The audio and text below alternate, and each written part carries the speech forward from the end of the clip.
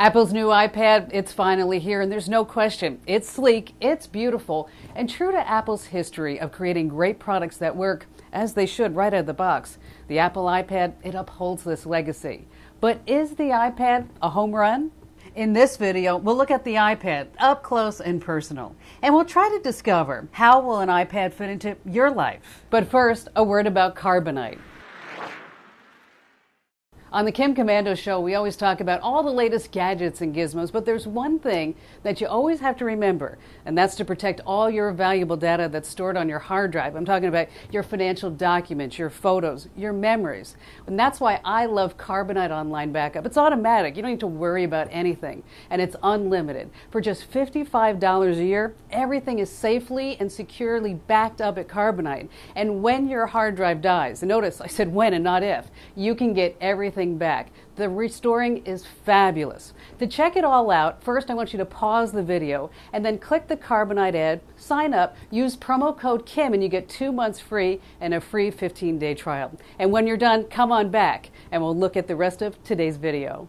When news of the long-rumored iPad became official, the question was never, would it be successful? Of course it will be successful. But will it be another iPod or iPhone? Let me show it to you, and then you be the judge. Here's an iPod Touch. Here's an iPhone.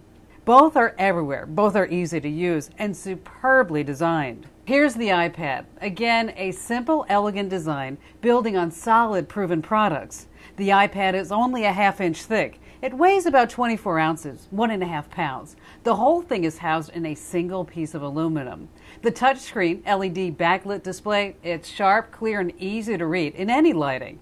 That's 9.7 inches. There are 3 physical buttons. This is the home button. It always brings you back to your home screen where all the programs are. They're called apps. There's a volume rocker and a power button. Here's the headphone jack. And down here on the bottom is the external 30-pin connector. Oh, and there's a thin and fairly good quality speaker too.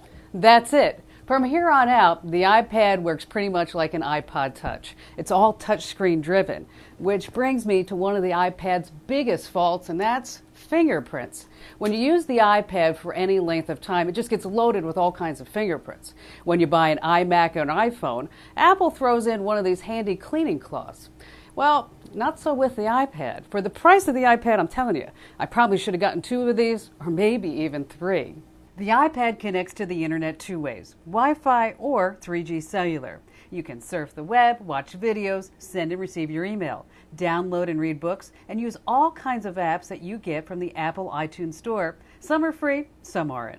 Over 150,000 existing iPhone apps will also run on the iPad. But try to get the apps made for it rather than the iPhone or the iPod Touch. Otherwise, the iPhone app running on the iPad can appear small and in the center of the iPad screen, like this one from Urban Spoon. You can make it bigger, but then the screen looks all pixelated. Yuck. But here's the iPad app for the USA Today. Beautiful. How about the New York Times? Here's ABC. And here's a sampling of a few games. Take Scrabble. It's stunning on the iPad. Shake it to shuffle the tiles, touch to zoom in and out on the board, and drag and drop to lay down letters. All you have to do is put the words together. Hey, you can even cheat. It tells you the best word. Get behind the wheel with Real Racing HD. You'll see every detail in HD. Here's another called Labyrinth. It uses the iPad's built-in accelerometer. Move the little steel ball around and try to get it to its goal. I'm telling you, it's a lot harder than it looks. Okay, we could play all day, but let's look at something really astonishing. It's the future of textbooks.